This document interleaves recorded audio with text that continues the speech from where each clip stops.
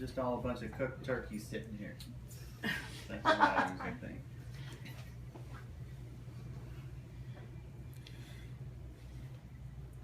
What place do you think of when I say what is the eighth wonder of the world?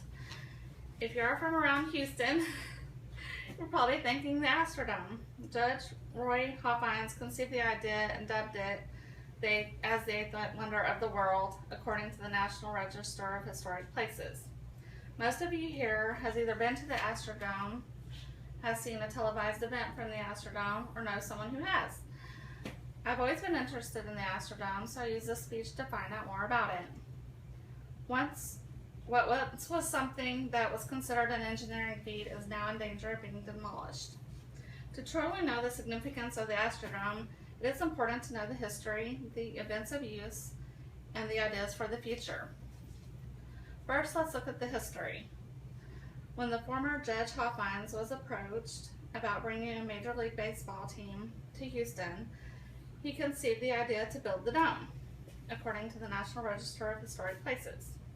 According to Encyclopedia Britannica Online, it had seating for 66,000 spectators. It was air-conditioned and fully lighted with power from its own electricity generating system. And it also had over 4,500 lucite panels in the roof, noted in the National Register of Historic Places.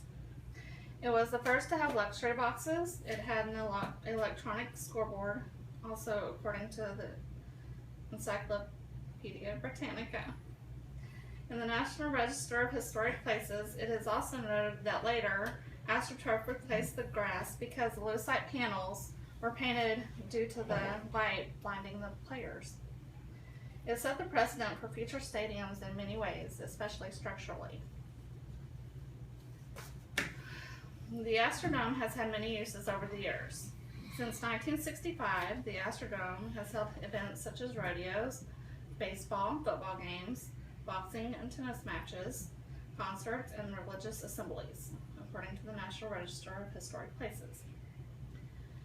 Notable events that have been held at the Astrodome have been the Battle of the Sexes tennis match in 1973, the Republican National Convention in 1992, and it was also used for shelter in 2005 for tens of thousands of people displaced from Hurricane Katrina, according to Encyclopedia Britannica. Some other notable events that have happened there were the 1968 Game of the Century between U of H and UCLA, the filming of Brewster McCloud in 1970, Evel Knievel's two-night engagement in 1971, wish I could have seen that, and a 1966 boxing match with Muhammad Ali and Cleveland Williams, according to the National Register of Historic Places. Now we will look at what the future holds for the Astrodome. Since the Astros moved out in 1999, Houston leaders have been trying to decide what to do with the Astrodome, according to an article written by Elliott Brown in the Wall Street Journal.